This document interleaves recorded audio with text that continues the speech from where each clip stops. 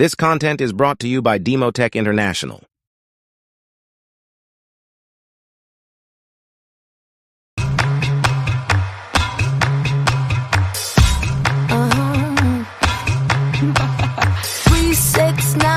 The goose drink wine. The monkey chewed tobacco on the street called line. The lion broke, the monkey got choked, and they all went to heaven in a little rowboat. Clap, clap, clap, snap, clap, pat, clap, snap, clap, clap. Everybody dance to the music. Right hand.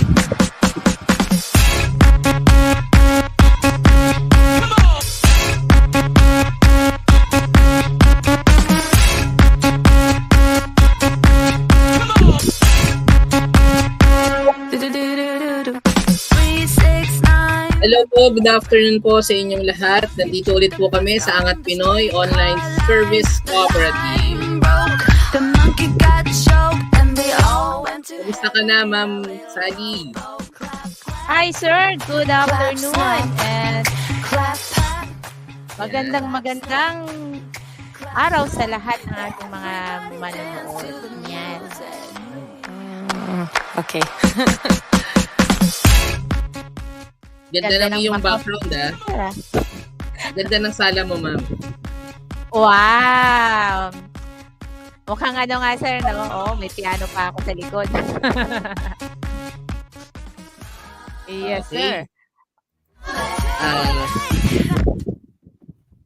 Magandang hapon po ulit sa inyong lahat dahil nandito po ulit kami sa Angat Pinoy Online Service Cooperative to give you another content para po sa araw na ito. Yan. Actually, ma'am, maganda yung topic natin ngayon. No? Napansin mo kanina yung ating topic. Ano ba yung topic natin ngayon, ma'am? Aba, madaming maano dito na kabataan, madaming gising na mga kabataan sa ating topic for today. Yan. Mukhang kailangan talaga ng mga kabataan natin itong topic na to. Yun. Yes. Actually, our topic is Entrepreneurial Mindset 1.0. Ayan. Ayun. So, kasi actually po, naisip namin yung topic na to para hindi lang naman tayo more on cooperative. Gusto rin naman natin, isa po sa purpose ng kooperatiba ng Angat Pinoy Online Service Cooperative ay tawag dito, maturuan din yung ating mga viewers na about business. Siyempre, bago tayo mag-discuss ng about business, dapat magsimula tayo dun sa pinakasimula. Diba? Interesting na topic po, sir. Kasi yung, kumbaga, mahirap kasi yung magsisimula ka ng business agad, pero yung mindset mo or yung paradigm mo or yung pananaw mo sa buhay, hindi pang entrepreneur. Kaya gusto natin munang bigyan ng kaunting discussion. Paano ba ikaw magsimula? Kasi karamihan ng mga tao, ma'am, di ba? Or lalo-lalo ng mga Pilipino, paano ba ako mag-start ng negosyo? Di ba? Yes. Tama ba? Ikaw ba, ma'am? Tama, sir, yan. Nung ikaw ba ay nagsimula magnegosyo, yun din ba ang iyong tanong sa sarili? Actually, syempre hindi nawawala yung takot dun sa no. Kaya lang kailangan natin yung yung i-take yung risk. Yan. Pero ang sinasabi, 'di ba sir, nasa frequency ka na ng pagnenegosyo. Oh, so kailangan natin mag-change ng frequency. Parang ang ganda naman ng natin. Frequency talaga nabanggitan, no? Ayan. Yun. Actually, yun, kaya po magdi-discuss kami ngayon bago namin mag-discuss kasi sa susunod na mga araw magdi-discuss kami kung paano magsimula ng negosyo, ano ba yung dapat kailangan, ano ba yung dapat gawin, ano ba yung mga importante. Pero syempre, bago namin isabihin sa inyo yung mga ganung bagay, gusto muna namin ituro muna sa inyo kung paano nyo po babaguhin yung ating pananaw. Kasi sa ating mga Pilipino, medyo malaki ang epekto ng pananaw at kultura ng Pilipino sa pagsisimula ng negosyo. Ayan. Yan. Kaya Yan, i-discuss. tama yan, sir. Opo. Pero syempre, ito pong ulitin ko lang po, no, yung ating program ay sponsored po ng isang ating member. Ayan, yung Demotech. Ayan, Ma'am Sally. Yung ang ating topic is Entrepreneurial Mindset 101, sponsored by Demotech International. Po yung product na pinopromo natin, this is US product. Ang purpose po nito is putol ng tiles at saka glass. So 2-in-1 po, dalawa po yung gamit niyan. Kasi normally, ang ginagamit pang putol ng tiles is grinder, sander machine, Makita, Bosch o Black & Decker. Sir, ma'am, no, sa ating mga beloved viewers, I have nothing against makina, okay? What I'm trying to show you, na hindi ka nagagamit ng makina at saka ng diamante. Kasi nga, ang makina, pag ginagamit, maingay, mausok, maalikabok, kailangan ng kuryente right now. Mga madam, mga sir, ito po, guguhitan mo lang sa ibabaw. Look, kasi pagka naguhitan mo sa ibabaw, kakalangan mo lang ng pako. Ngayon, pag tiles yung tinatabas po, pako yung ikakalang mo sa ilalim. Okay? So, pagka may kalang, ito sir, oh, tulak mo lang yung magkabilang gilid, puputol ka ng tiles, mas mabilis sa makina.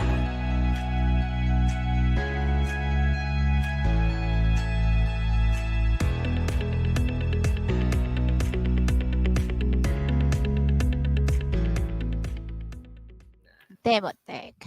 Oo. Yan, yung Demotech po ay isang member din po ulit ng Angat Pinoy Online Service Cooperative na ang mga products naman niya is mga cutting, mga household improvement, yan.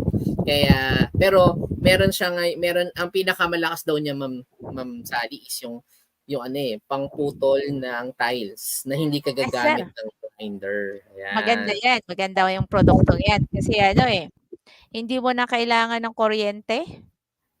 Very nice. Nakasave ka na doon. Okay. Sige. Para magsimula tayo sa ating topic ngayon. Siguro ma'am, ano ba sa tingin mo ang dapat nating simulan?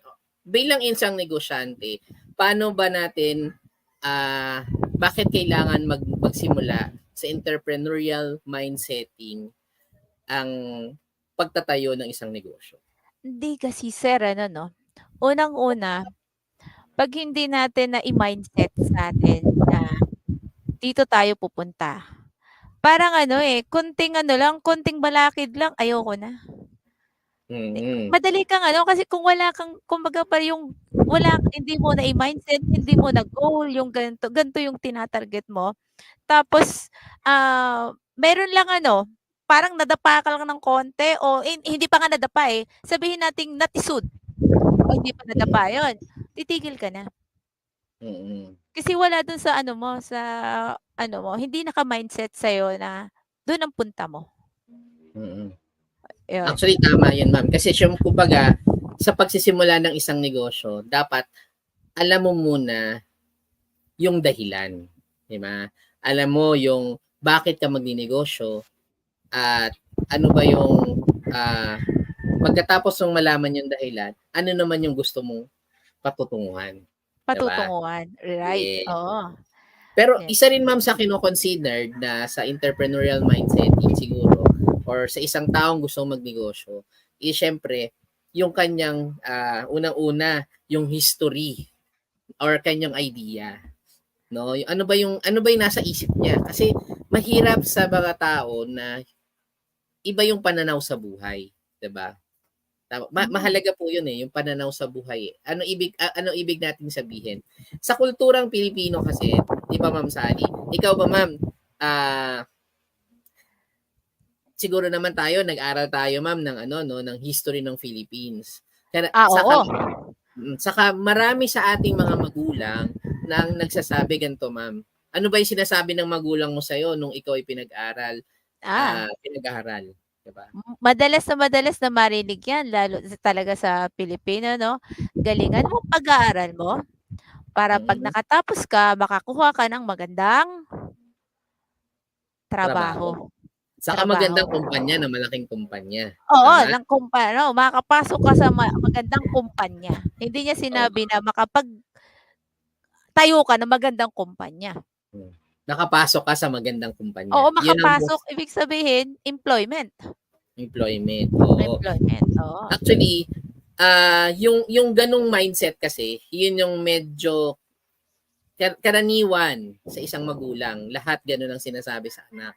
Pero tandaan po natin yung ganung pagsabi sa palang sa anak is one way of mindsetting your children sa pagiging empleyado. Tama ba? Tama ba, ma'am?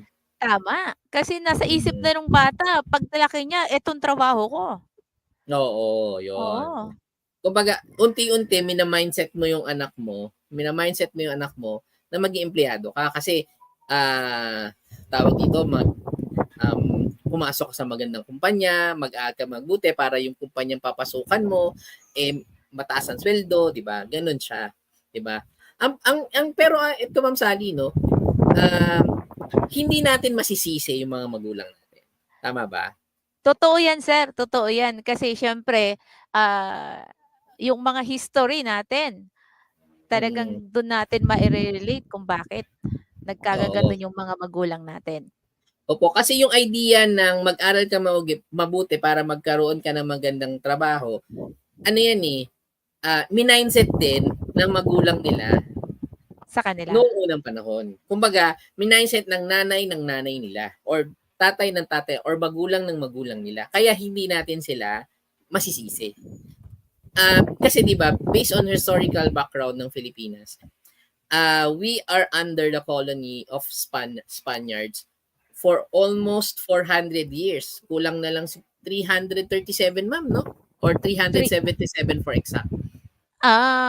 Nasa ano ko lang, sir, more than 300 years, which is napakahabang panahon. Kahit pa sabihin natin, napakahabang panahon, sir, na ano tayo, nasa ilalim tayo ng ibang kultura. Oo, nasa kultura tayo or nasa mindset natin. Alam niyo naman yung history, 'di ba?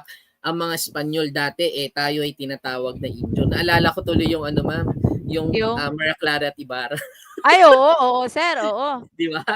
Maria Clara at Ibarra, 'di ba? Na tayo ay tinuturing ng mga Espanyol na mga Indio, 'di ba? Tapos isa pa nito, ma'am, kung titingnan natin, from 300 plus years, ito katatapos lang ng ating Independence Day. Ilang taon pa lang tayo independent. Ilang taon pa lang tayong malaya sa kolonya ng Spanish? 126 pa lang. Wala pa sa kalahati nung napailalim tayo sa kanilang colony, di ba?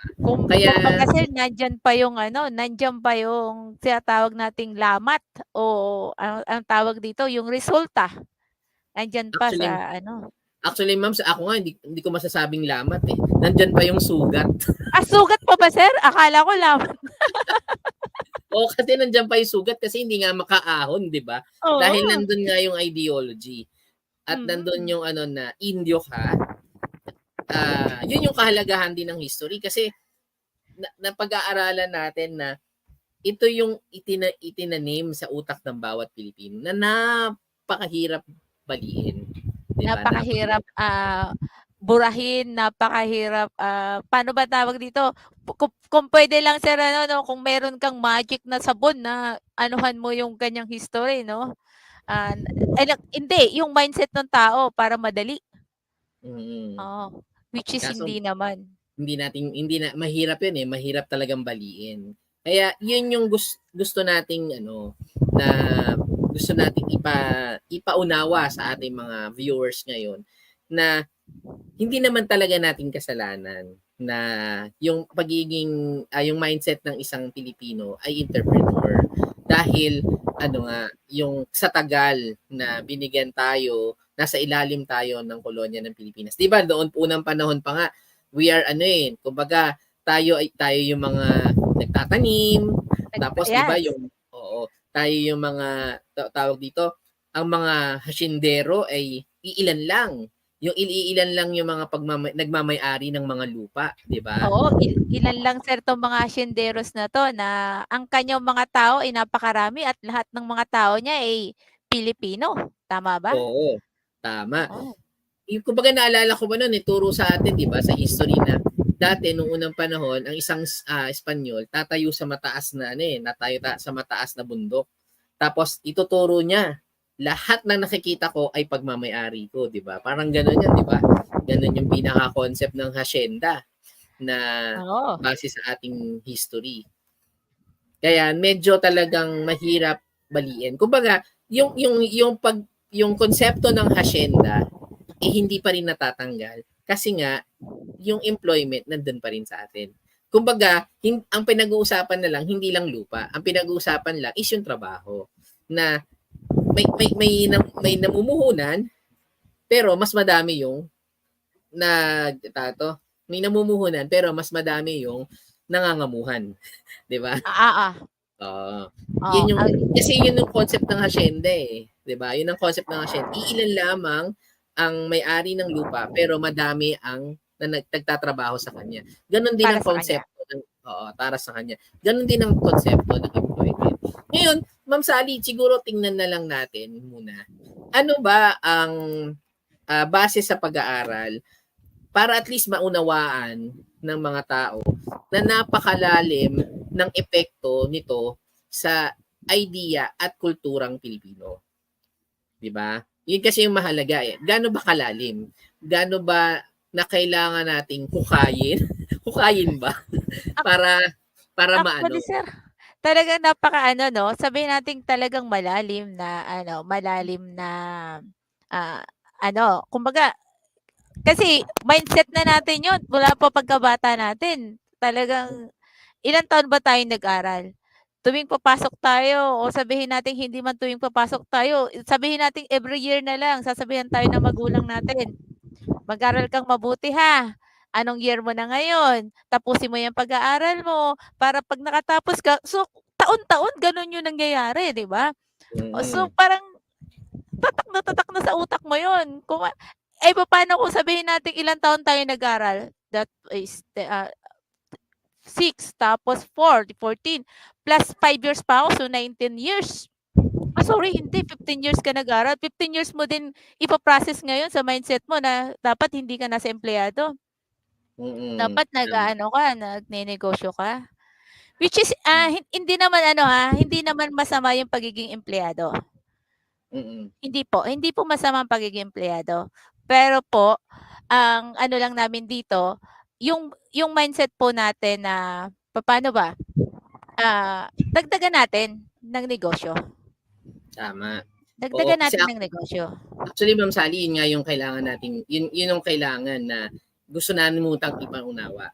Talagang yun ang gusto nating maintindihan ng mga tao na minsan kaya karamihan ng mga negosyante nagfe-fail. Tama, 'di ba? Nagfe-fail kasi nga nandun nakatanim sa diwa, nakatanim sa kulturang Pilipino yung ganung mindset. Kaya nahihirapan yung mga Pilipino na umangat from employment to business kasi madaming mga Pilipino sumubok naman na maging Yes, sir. ang Kasi nagiging meron silang choice. Kasi yung mindset nila nandun sa employment, magta-try silang magnegosyo, 'pag natisod talaga 'no, sabihin natin 'pag natisod, back out, balik sa employment. Yes, tama ma'am. Actually ma'am, tama ka doon sa sinabi mo ma'am, babalik sa employment. Alam mo meron na when I start my business way back 2009, madami akong kasabay na mga negosyante na nag-start ng kanilang sariling business Madami.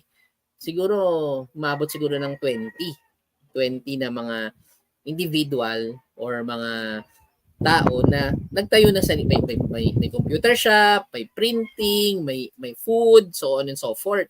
Pero ang nangyayari is yun nga nakikita nila ay wala din akong kinikita. Mag-a-apply na lang ako. So sayang Tama ka. yung mga pinuhunan nila. So Yes, ngayon ma'am. yung mga binili nila na ganto, bebenta nila sa mababang halaga para makabawi kahit papaano. Parang Yun yung isang nagiging dilema. Bakit yung mga negosyante hindi nagiging successful? Or may mga karamihan ng mga Pilipino sumusubok sa business pero hindi nga natutuloy. Kasi nga, ang karaniwan, for example, karaniwan sa isang negosyante, uy, ano ba uso? 'Di ba? Ano uso? Oo, Pero mga hindi trending-trending na ano. hindi nila nakikita ano ba yung dapat na mas malalim nilang maunawaan at ma-impart sa sarili nila bago sila magtayo ng negosyo. Okay? Pero balik tayo ma'am do sa sinabi ko, no? Ito makikita nyo po dito kung gaano ka dito mapapakita namin na yung kultura na mas madami talaga ang nag-i-employ din, no. Base kasi po ito po bibigyan namin.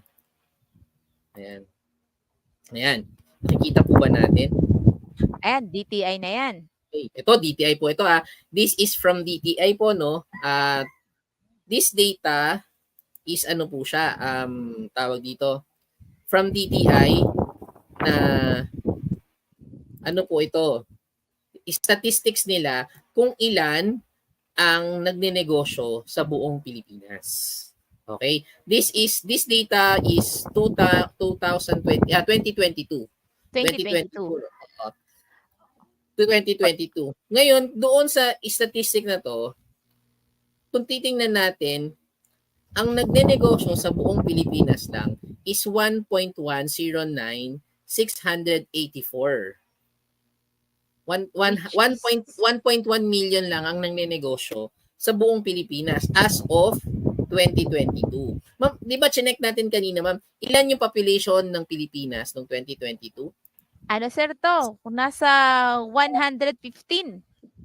Okay, 115 million ang population ng Pilipinas as of 2022.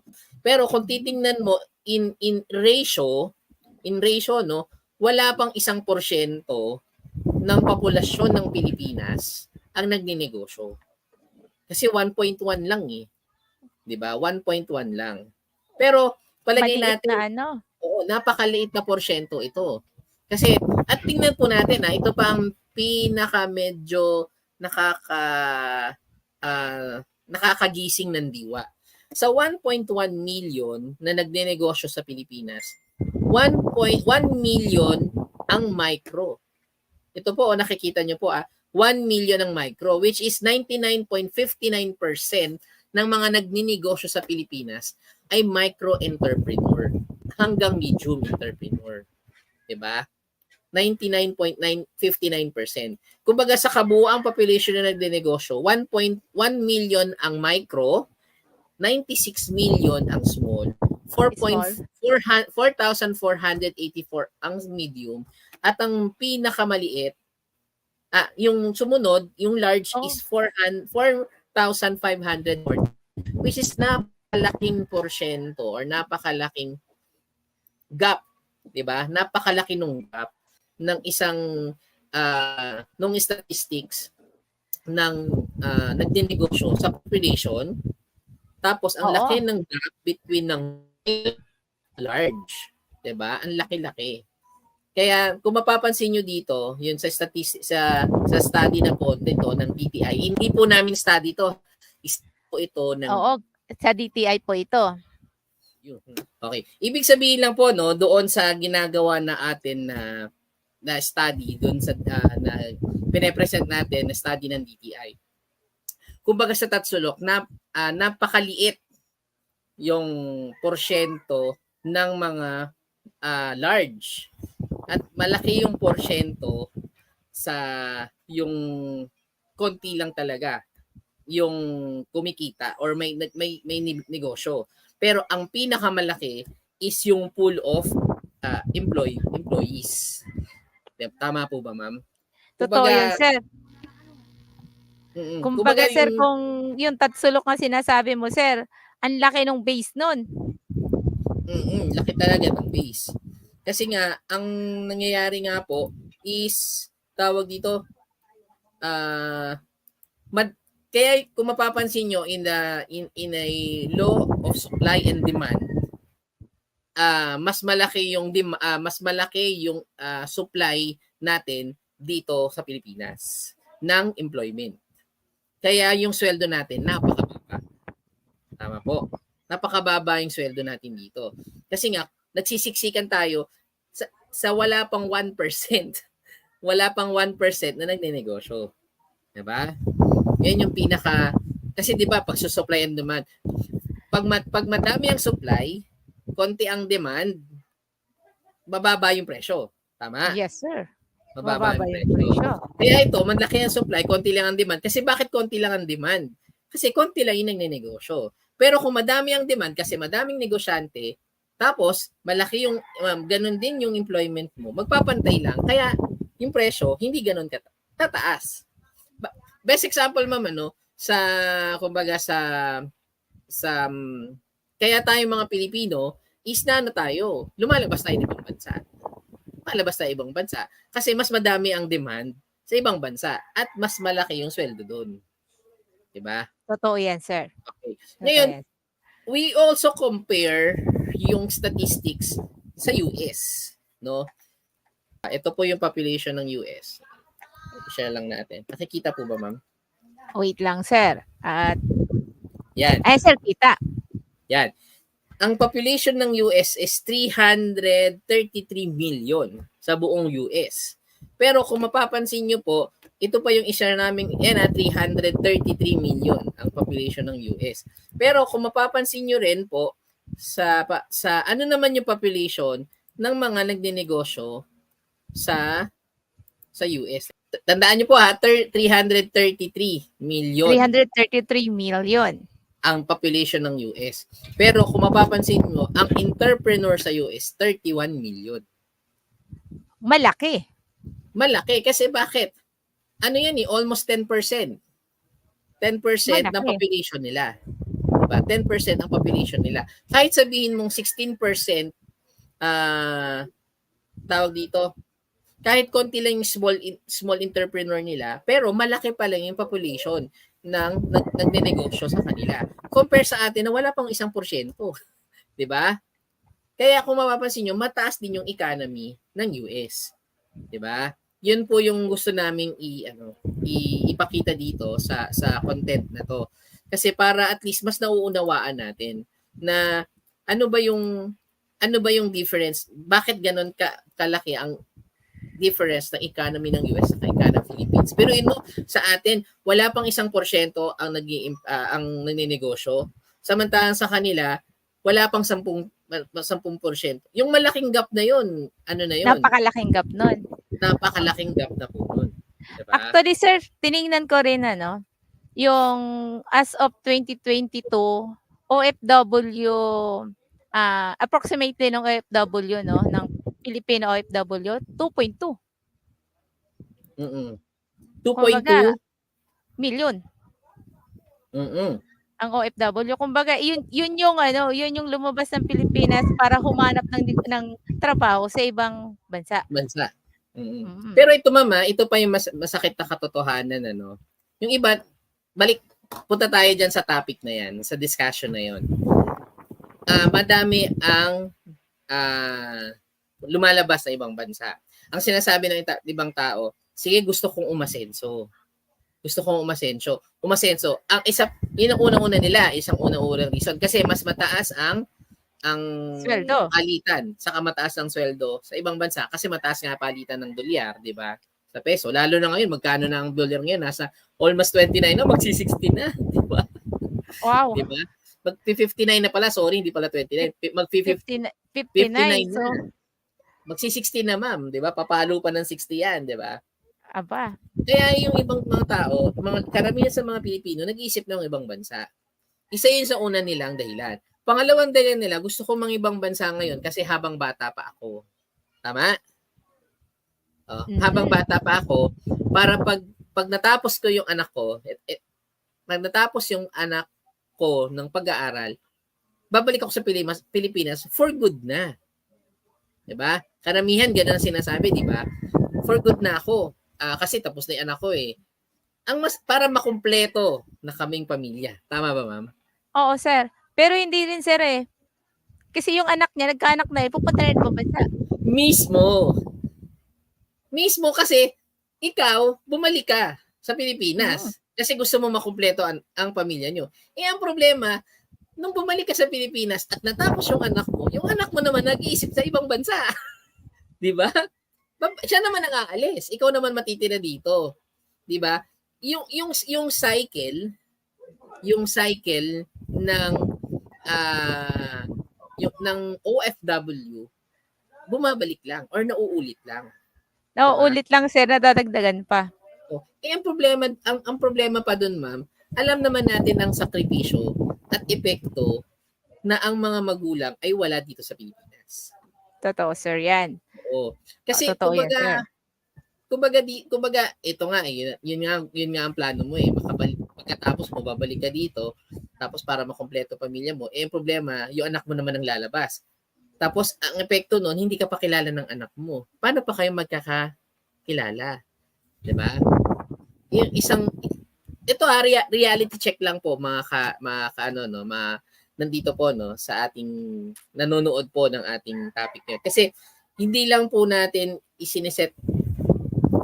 namin siniset yung inyong mind for entrepreneurship.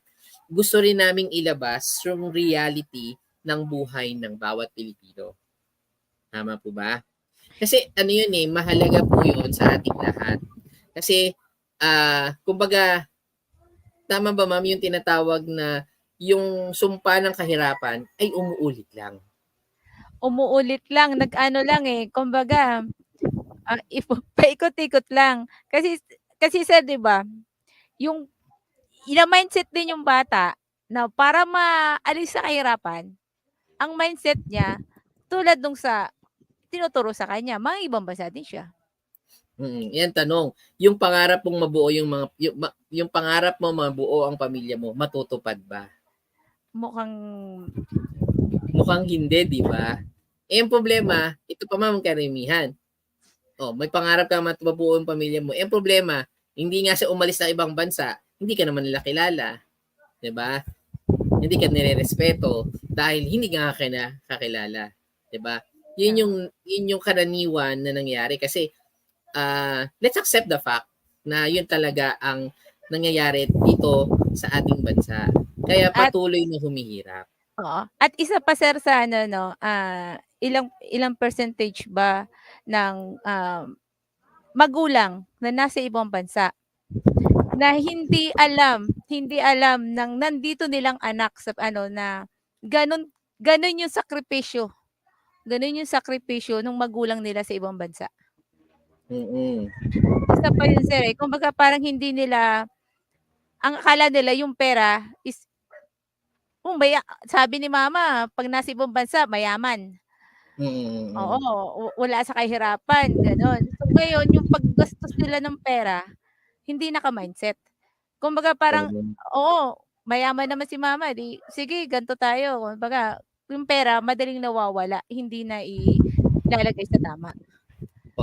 Pero ito mga viewers, hindi po natin sinisira or sinisiraan ang pagiging empleyado, no? Ulitin po namin. No.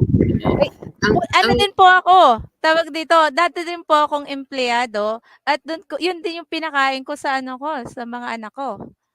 Yan. Para po malinaw lang, hindi po kami against employment. Employment. Ang sa amin lang po habang nagiging empleyado tayo, maging natin mag-impok, tawag dito, mag-invest.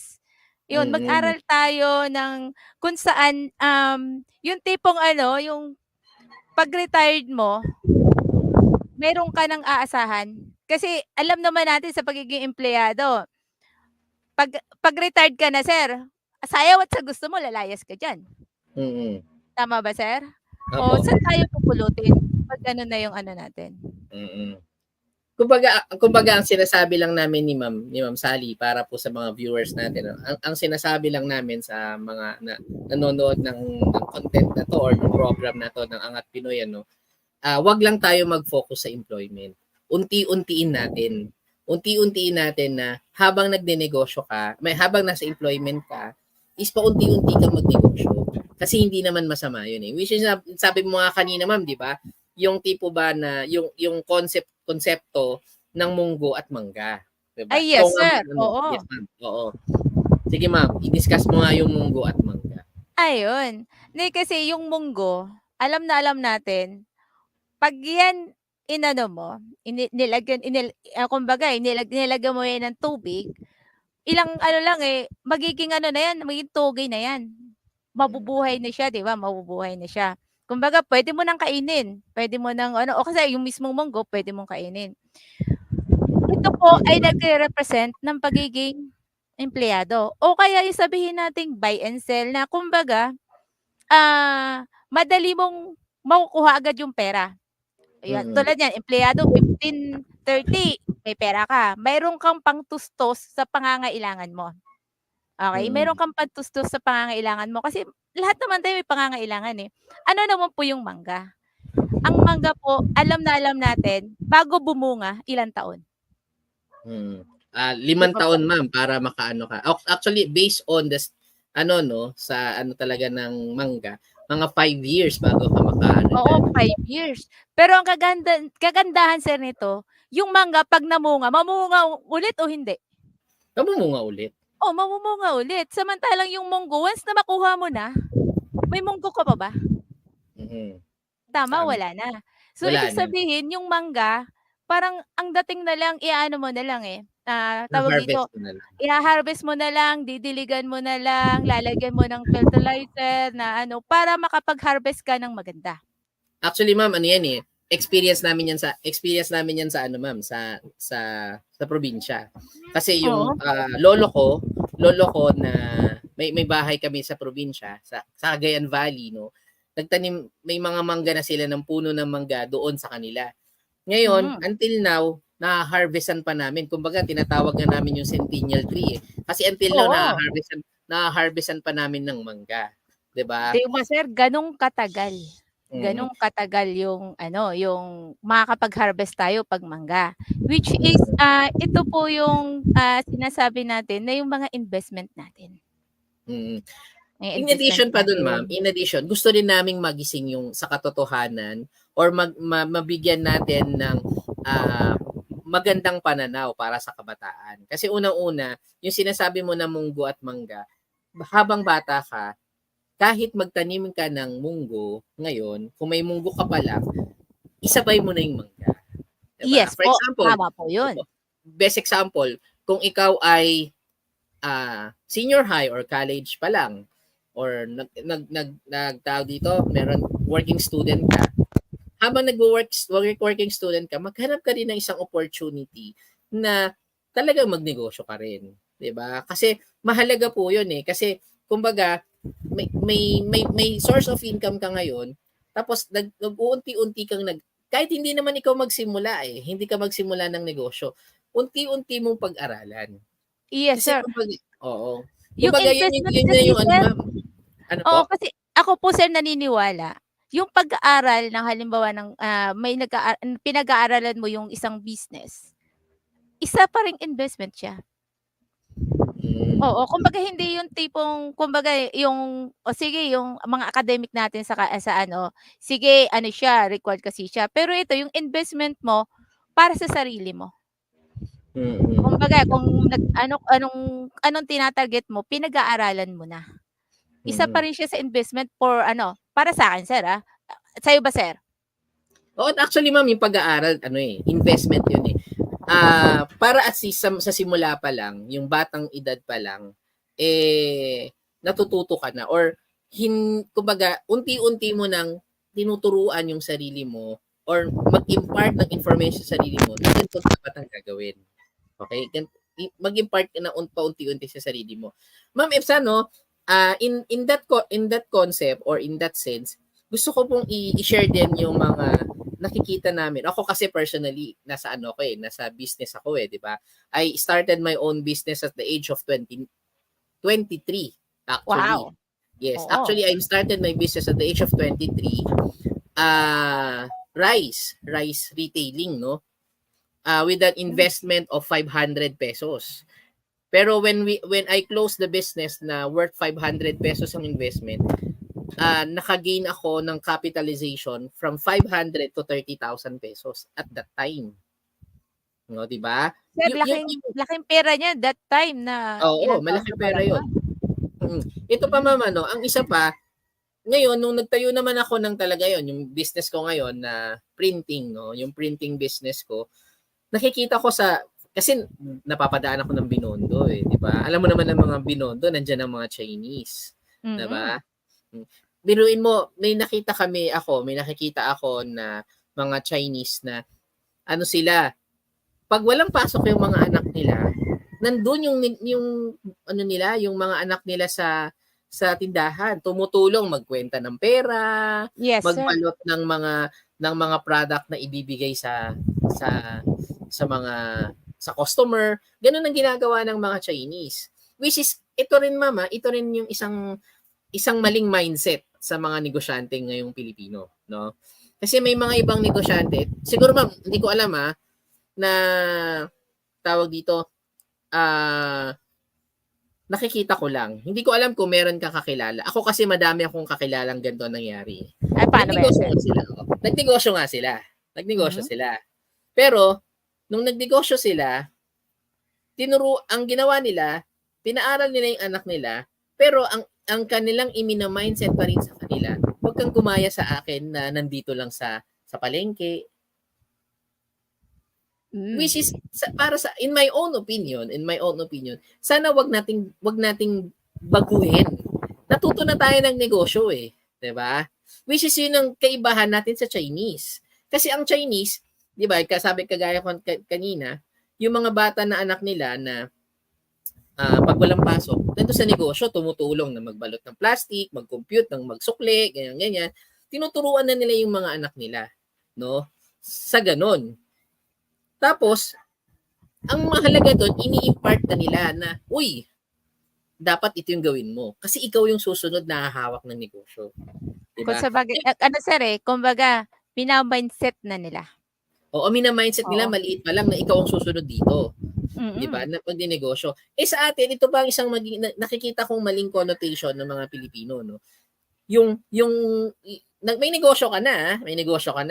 Nung pinag-aral mo ni anak mo, imbis na i-impart mo sa kanya na ikaw ang susunod dito, ang ginagawa, binabalik na naman na mag-aral ka mabuti para makakuha ng trabaho. Huwag kang gumaya sa akin na nandito lang sa palengke.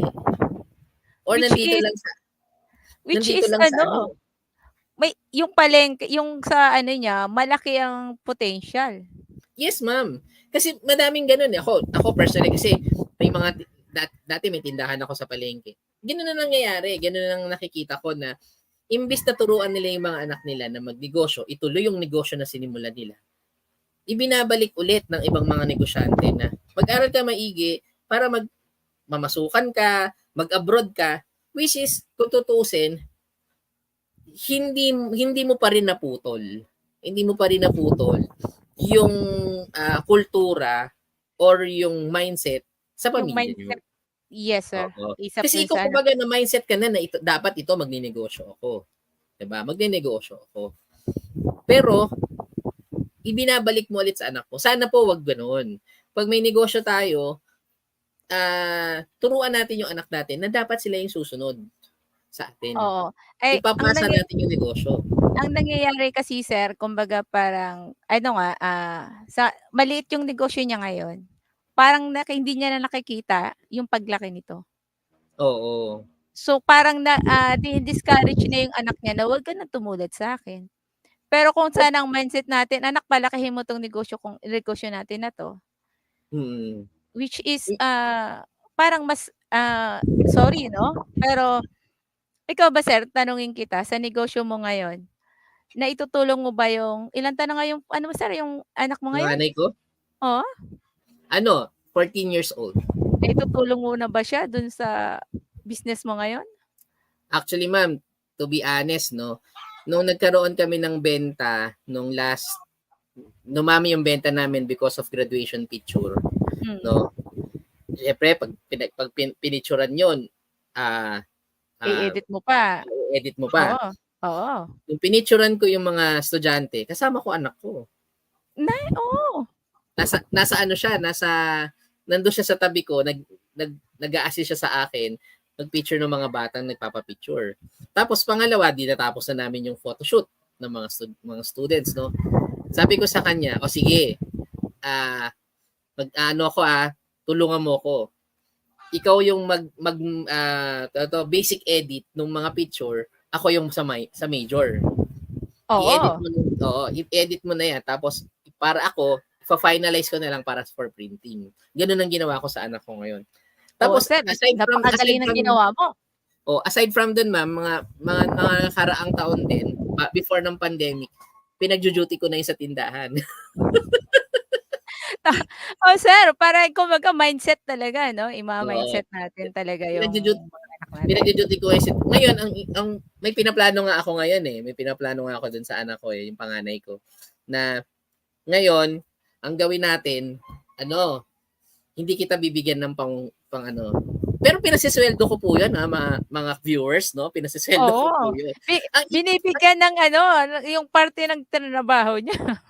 Ang punto lang doon kasi is ini-encourage mo yung anak na maging involved doon sa operation ng business. Totoo po yun. Hindi yun sakripisyo. Hindi yun pinaparusahan. Hindi po ganoon. Hindi sa binamaltrato tama sir, hindi Oo. naman sa binamaltrato natin yung mga anak natin.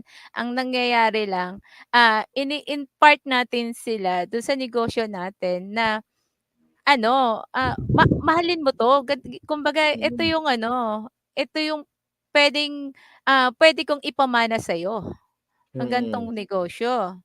Kasi ito yung negosyong meron tayo ngayon. Tama, sir? Kagaya ngayon, ma'am, 'di ba sabi ko natapos na siya ng editing. Natapos na siya ng editing ng picture. Ngayon naman pinagagawa ko sa kanya, nag-a-add naman siya ng product sa website natin sa Angat Pinoy. Galing. 'Di ba? Kumbaga, paunti-unti. Hindi mo naman kailangan pilitin. Kumbaga ang sa atin lang is paunti-unti nating i-train. I-train natin. Kaya nga sabi ko nga ngayon sa kanya, nag-iisip tuloy ako na hindi na kita bibigyan ng pang project. Hindi kita bibigyan ng pang project. Kung gusto mo, kung may project ka at kailangan mo ng pera, pumunta ka doon sa tindahan. Para ka doon, saswelduhan kita. Pasaswelduhin kita doon sa tindahan. 'Di ba? Para matuto siya. Kasi Actually, maganda sir din 'yun kasi malaman nila sa sarili nila, hindi pala easy yung pagkuha ng pera. Tama? Kumbaga parang hindi yung tipong 'pag nakapunta sila sa may bibilhin, kahit hindi nila kailangan, binibili nila.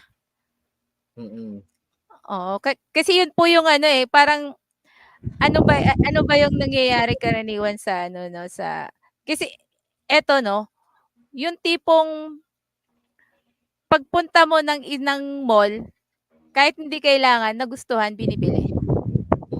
Kasi hindi nila pinaghirapan, binigay Hindi lang. nila pinaghirapan. Pero kung pinaghirapan nila yun,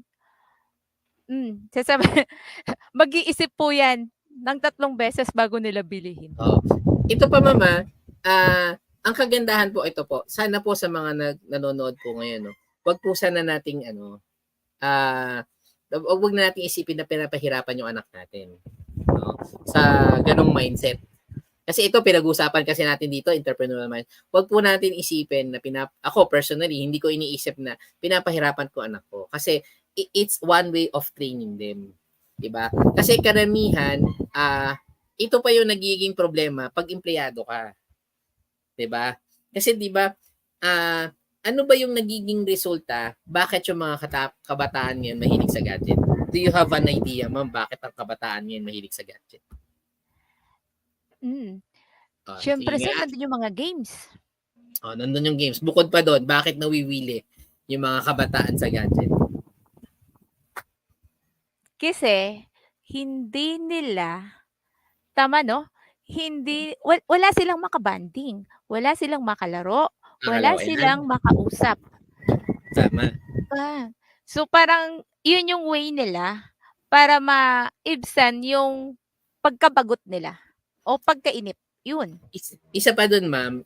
Bukod pa doon, ma'am, kasi ang malaking tanong doon, sino ba ang kasama ng mga anak nyo, ang mga anak ngayon sa bahay? Yaya. Kasi yung dalawa, dalawang magulang, yung nanay at tatay, Nagtatrabaho. nagtatrabaho. Kasi hindi na uso ngayon yung isa lang nagtatrabaho, di ba? Tama ba? O, di ba? Ngayon, ang nakasama, it's, ng, dahil wala yung magulang sa bahay, ang natitira is yung yaya o kaya in-law. It's either lolo, lola. Di ba? Oo. Ang ginagawa is, para hindi lang magwala or hindi lang umiyak, ibibigay si gadget. Di ba? Ibibigay si gadget. At siguro familiar kayo kay Doc Atoy, no? Ano si Doc Atoy, di ba? Kilala naman Oo. yan sa YouTube, di ba? Kilalang kilala, sir. Oh, Doc di ba? Atoy. Di ba sabi nga ni Doc Atoy. Kaya hindi nyo ba alam na dapat ang isang bata hindi yan binibigyan ng gadget at the age of 4. Dapat nagbibigay ka ng gadget sa bata at the age of 14 pataas or 13 pataas. Kasi nakakasira yon sa utak ng bata. Yes. Yes Mm. po. Actually, merong ganyan talaga, sir, na nangyayari dito sa amin. Yung bata talagang na ano siya, tawag dito, alam mo yun, kailangan ng neuro. Oo. Oo.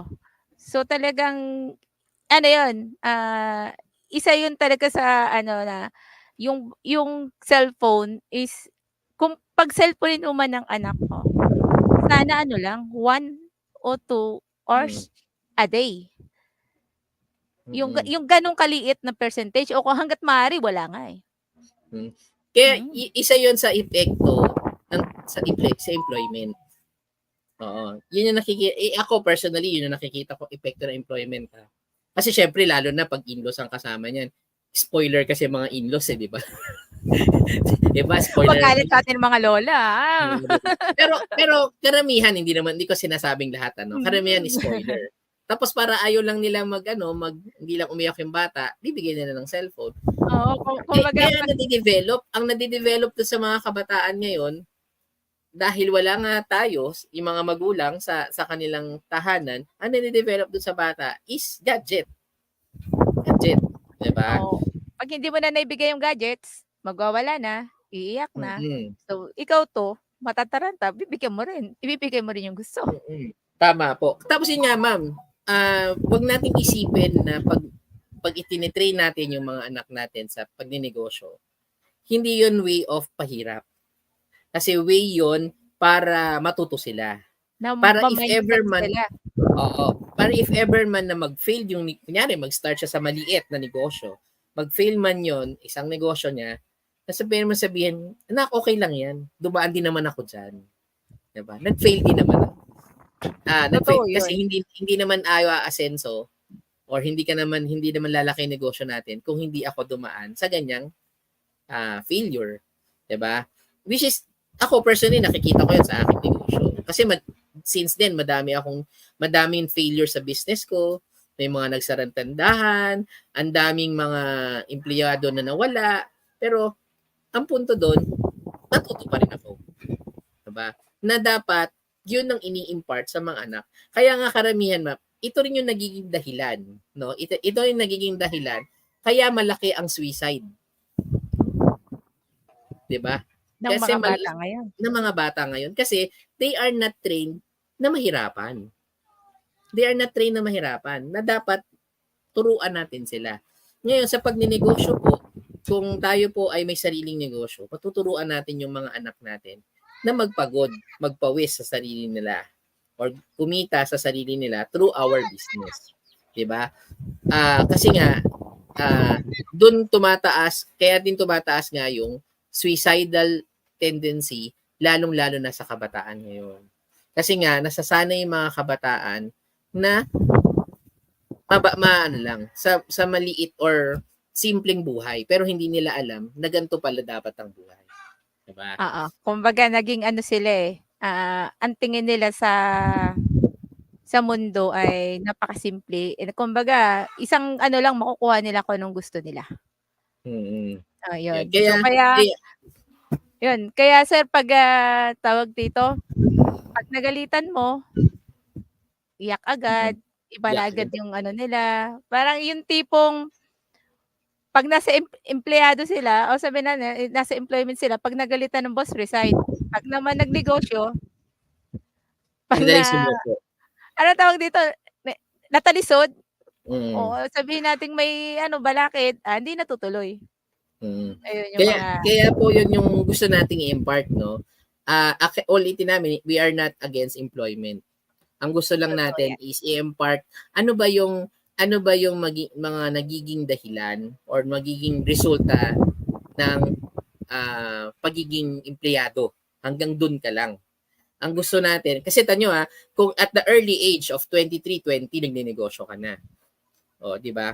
Kung nagninegosyo ka na, wala ka pang asawa, at least mag-failure ka man sa isang negosyo at the age of 20, 23, pwede ka sumubok ulit. Pwede ka sumubok ulit. Kaya, sana po, lalo na po, it's a challenge sa mga kabataan ngayon na mag-start tayo magnegosyo.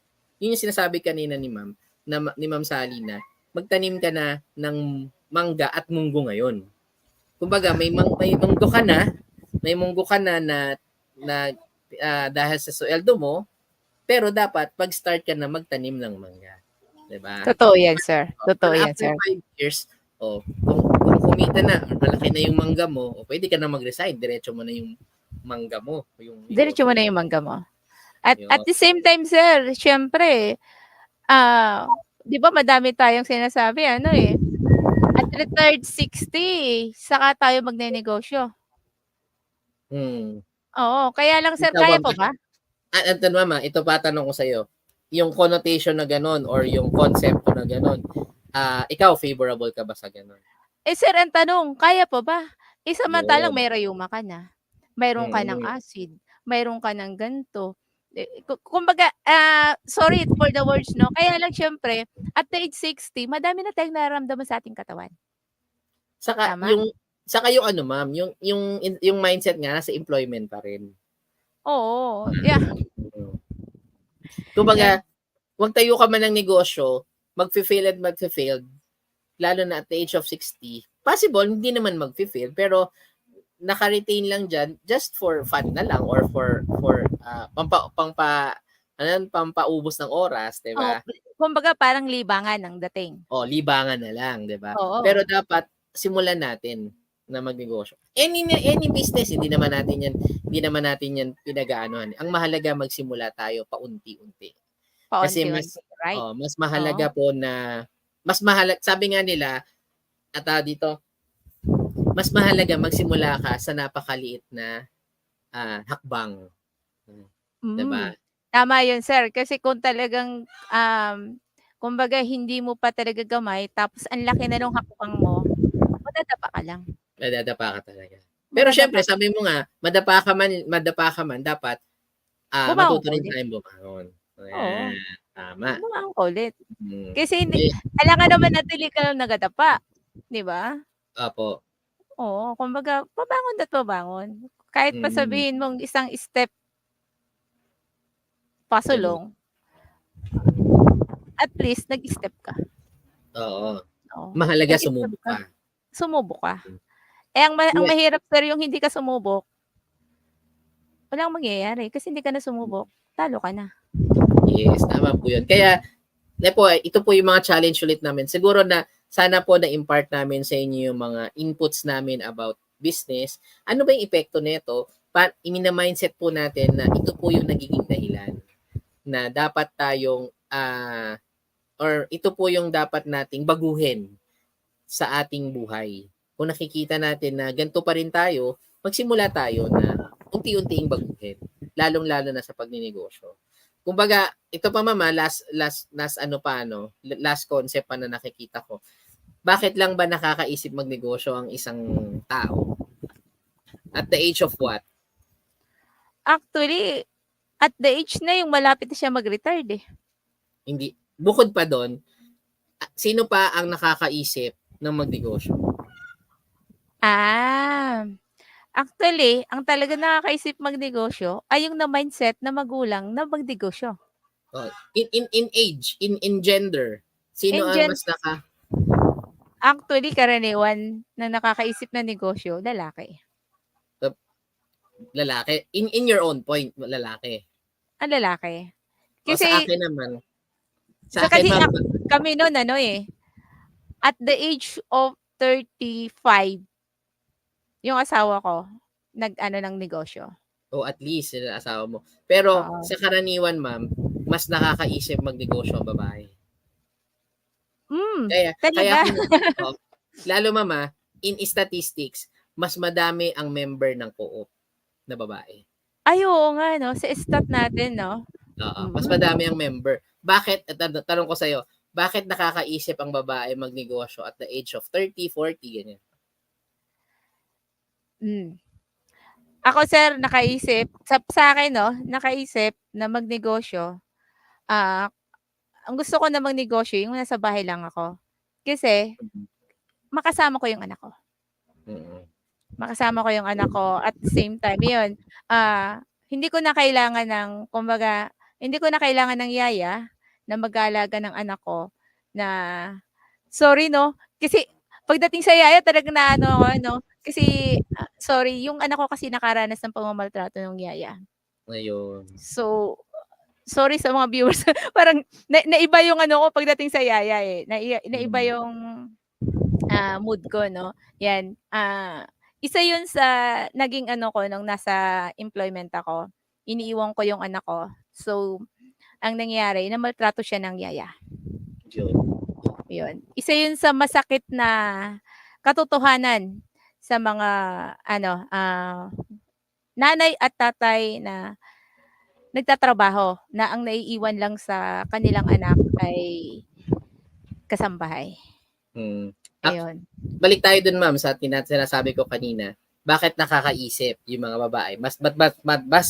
Bakit mas madami ang babae na Bakit member ng bakit co-op bakit nga ba sir? at naiisip nilang magnegosyo compare sa lalaki?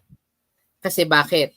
Kung mapapansin mo, sino ba ang nakakakita ng budget na kulang na yung pera nila? Ay totoo yan sir. Oh, 'di ba? 'Di ba? Oo, Oh, eh tanong mama, sino ang nakakaisip na mag-ibon, 'di ba? Sino nakakaisip magnakacha, mag-ano. mag-networking, sino nakakaisip magtinda-tindahan sa bahay, 'di ba? Pero Mag-alok ng sapatos, 'di ba? pero totoo yan sir ano, totoo yan, sa mga mother natin at sa mga ano 'no, sa mga lalaki, may asawa diyan, lalaki. Tanungin natin yung mga asawa natin na babae, kinakapos ka ba dun sa binibigay ko na na ano, na budget? Kasi karaniwan nga totoo yan sir, talagang napakahirap mag-budget ng isang, Mm. nanay.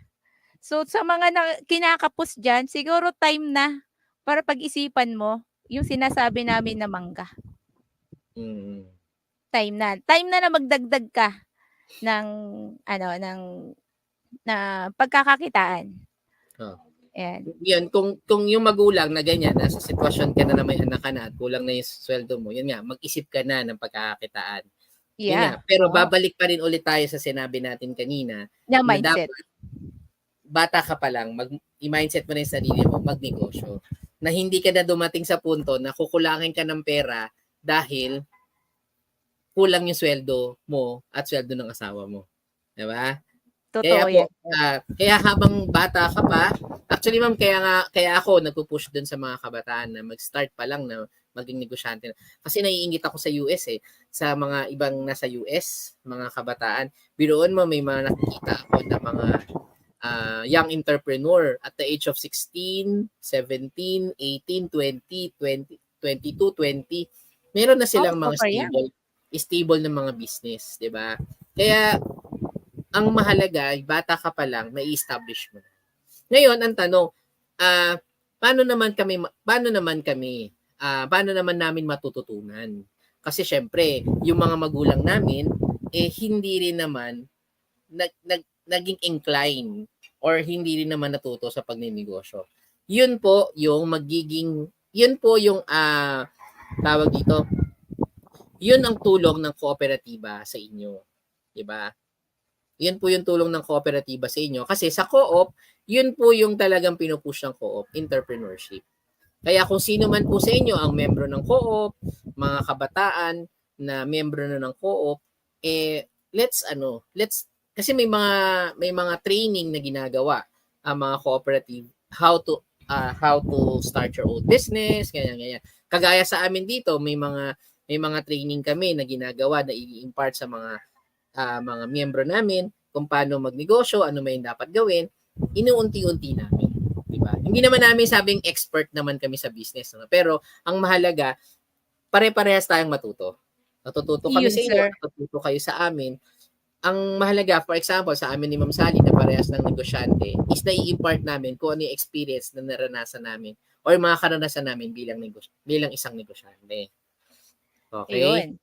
Kaya ito po, yun po yung kagandahan din ng isang organisasyon kagaya ng cooperative na na kailangan kung kayo membro na or hindi pa kayo member, mag-member po kayo. Hindi naman namin sinasabing sa Angat Pinoy lang. Ano. May nakita kayong co-op na favorable sa inyo or makakatulong sa inyo, do it.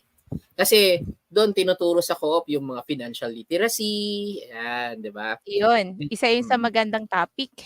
Oo.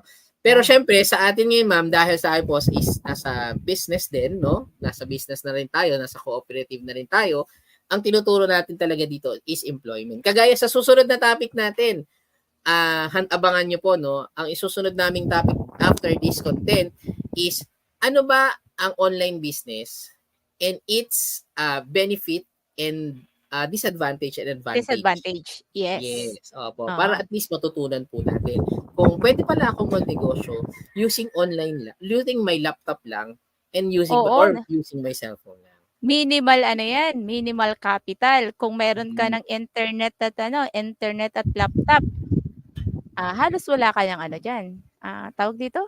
Wala ka Puhunan. na halos puhunan. Ang Oo. puhunan mo na lang syempre yung internet mo. Hindi, ang kuba actually, ma'am, if you have, lalo na sa kabataan, may laptop ka na, may internet ka na, maximize mo na lang yung use ng mga. Maximize mo na lang. Kumbaga, pag-aralan mo muna. Hindi naman namin sinasabing sumabak ka na, umano ka na. Pag-aralan mo muna. Kasi hindi naman magkakaya rin na sumabak ka lang. Ay, sabi ni ganito, maganda yung gantong negosyo. Hindi. Kahit sino pang magsabi sa'yo na maganda yung negosyo, pag-aralan mo. Yes, tama. Diba? Pag-aralan Pero mo. ang kagandahan lang sa cooperative, for example, pag sumali ka sa isang cooperative like us, at willing ka to learn more about the business of the business, no? Lalo na sa online, meron kang community na mag-guide sa iyo. May magme-mentors. Hindi naman kami mga expert mentor, no? Di ba?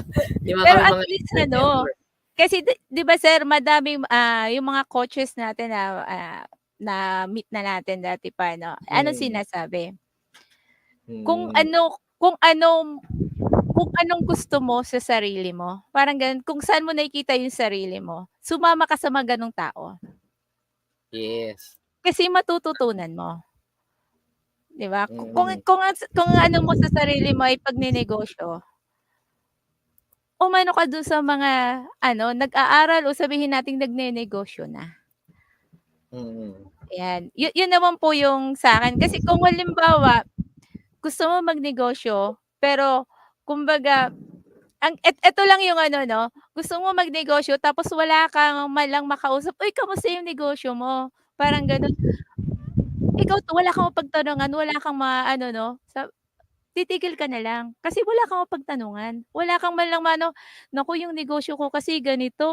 Magsasabi, ay naku, simple lang yan. Diba, parang ganun. Pagsubok lang yan, kaya mo yan. Parang yung may lang man sa'yo sa balikat mo na, uy, kaya mo yan. Oo. Mag-encourage sa'yo. Yun. Siguro napakalaking bagay. Ito rin, mama, para po sa lahat ng mga nanonood, in addition doon sa sinasabi mo, mama, patapos naman na tayo, no? In addition, kung yung mga negosyante po, no, yung mga gustong magnegosyo, huwag kayong sumama sa mga baguhang negosyante din. No? Yung tipo bang magsisimula din. Magsisimula kasi kasi parang ganito lang, ma'am, Kung ito, ma'am, actually naging content ko na rin yan sa Facebook ko, 'di ba? Kung gusto mong matuto or gusto mong maging isang leon, huwag kang magpaturo sa kuting. Totoo. Diba? Kasi iba yung ituturo niya sa'yo. Oo. Siyempre, kung gusto mong maging leon, magpaturo ka. Tapos ikaw, kuting, magpaturo ka sa leon. Diba? Magpaturo ka sa leon. Huwag kang magpaturo sa kapwa mo kuting. Diba? O kaya, kahit hindi man kuting, kumbaga Yung tipo ba na medyo mas mataas ng konti, 'di ba? Kumbaga Oo. ang punto lang dito, minsan kasi nagtatanong tayo bilang isang bagong negosyante, nagtatanong tayo sa isang bagong negosyante Nag-aaral pa rin. nag-aaral pa rin na kumbaga parang ang daming reklamo sa buhay nila, Oo. madadamay ka. Oo, kumbaga bagong empleyado pa rin siya or kare-resign lang tapos nagnegosyo, magtatanong ka dun sa parehas na gano'n, eh hindi ka talaga mahirapan ka talaga kasi walang mag-i-encourage sa'yo dapat ganito. Kasi hindi naman niya matututo, hindi ganyan talaga 'yan. Ganyan lang talaga 'yan. Manlulugi at manlulugi ka diyan, 'di ba? Mga gano'ng bagay. Kaya sana po 'yon, in relation do sa sinasabi ni Ma'am Sally 'no, basta magpa-mentor kayo. Ako actually kaming dalawa ni Ma'am Sally, may mga mentor din kaming mas mataas na rin, 'di ba? Mas mataas na rin na Totoo na 'yan. oo.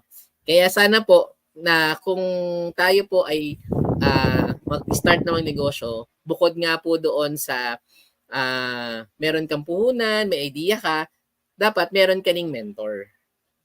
Okay? Kaya yun nga po, yun po yun yung kagandahan sa co-op, no?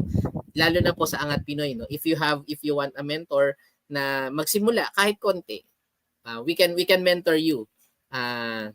Kahit papano. Ngayon, pag natuto ka na sa amin, hanap ka ulit na isang mentor na mas magaling pa sa amin, di ba? Kasi kami, nagpapa-mentor din kami. Oo, Ang kalagahan sa cooperative, may community tayo. May mga yung community tayo community na kasi pwedeng yung, isa sa magandang, ah, kumbaga isa sa magandang panlaban mo. Isa sa Mm. magandang panlaban mo na meron kang mapagtatanungan, meron ka man lang, "Naku gan'to na yung ano ko, kumbaga parang nagne-negative na ako," ganyan. Ikasisimula mo pa lang, siyempre naman kailangan mo pa Mm. magpakilala ng negosyo mo, 'di ba? Parang yun lang yung kumbaga parang i i-aano ko lang, kumbaga kung kumbaga naranasan na namin yung gano'n, masasabi namin sa'yo na, "Hindi kasi gano'n talaga yun. Hindi mo naman." Kahit nga sir sa Facebook 'di ba, 'pag, isang araw hindi ka naman bebenta ng gano'n kalaki. Yes, tama Totoo po. naman, which is Mm. kumbaga nasa learning stage, Mm. yun. Okay, okay ma'am. Siguro last word na lang ma'am sa iyo kung about sa mga bagong negosyante at gustong magnegosyo. As in, we Ayun, are in the topic of entrepreneurial mindset. ayun 'no. Eto kasi ano na lang talaga tayo 'no, tulad ng ulitin namin ano, tulad ng sinabi namin kanina, hindi po kami against sa pagiging empleyado. Hindi po kami against do'n. So, nililinaw po ulit namin ngayon, kaya lang po ang ano po namin is, ah, kung ngayon nararanasan mo na kinukulang ka na ng ano mo, ng tawag dito, pambili ng gatas, yung pang-araw-araw mo kinukulang ka na. Siguro naman time na para isipin natin ang, mag-ano tayo, mag-business tayo. 'Yun, magtayo tayo ng mangga. 'Yun po yung in-impart namin. So, yung monggo is good, pero the best yung mangga. 'Yun, thank you.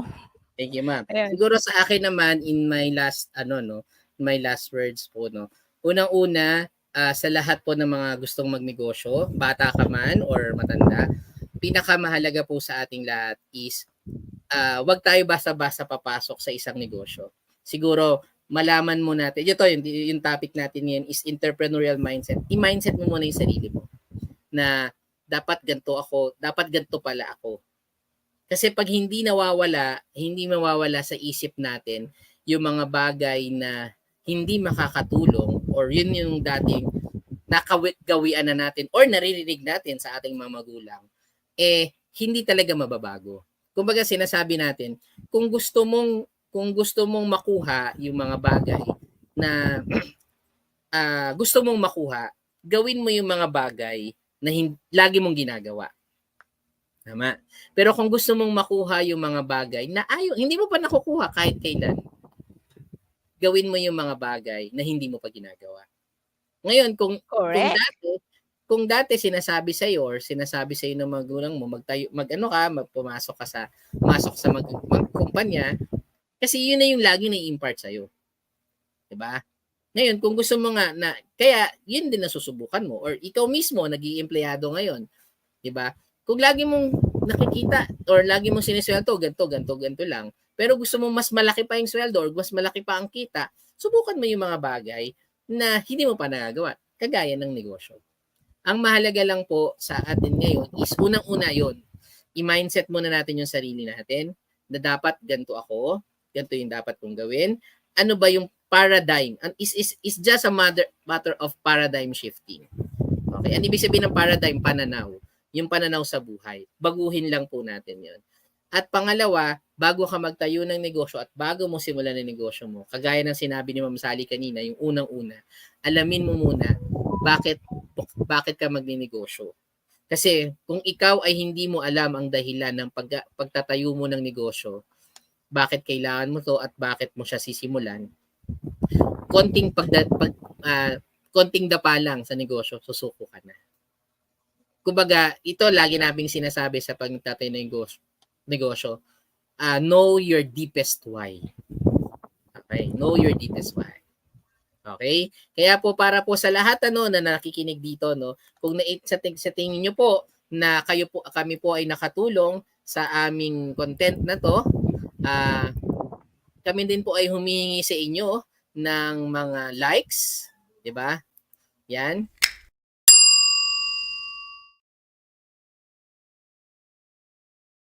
Notify po kayo sa mga bago naming mga content na darating, ibibigay po para po sa inyong lahat. At kung may mga question po ulit kayo sa mga topic namin na i-discuss sa mga susunod na mga araw, just comment sa aming YouTube channel para po ma-discuss po ulit namin ni Ma'am Sally. Yung kung hindi namin ma-discuss at wala kaming knowledge doon, we can invite mga mentors namin to discuss. Oo. Sa inyo. Yung malulupit namin mga mentors diyan. Yes, tama. Yun. Kaya po ang maganda po dito linkage yung ililink ka doon sa mga may mas malalaking karanasan doon sa mga topic. Kaya if ever you have comments, suggestions, and you want under information na gusto nyong matutunan, gagawin namin yung aming makakaya bilang isang kooperatiba na matulungan kayo in terms of learning. Okay? Iyon. Sally, maraming salamat sa iyong sa araw na ito. Alam ko busy ka. Oo. Kailangan natin sir yung oras natin is talagang ma-handle natin sa yan. Anyway sir, sa mga natin sa mga viewers natin, kung may mga katanungan sila kung paano mag-member yan naman yung email natin naka-flash. So yan. So, sa mga gustong diyan, hindi naman namin sinabi na mag-member agad kayo. Pwede niyo naman pag-aralan ano ba yung Angat Pinoy Co-op. Paano siya na paano siya nabuo, ano yung niya, vision niya and mission. Yan, sa mission and vision makikita mo kung gaano ka laking puso ni Angat Pinoy. Okay. Yan. Again, maraming salamat po ulit sa inyong lahat na nanonood ngayon. And again, we wish you all the best and sana po kung may natutunan po ulit kayo sa programang ito or sa content na to, please don't hesitate or just comment us. Ayan.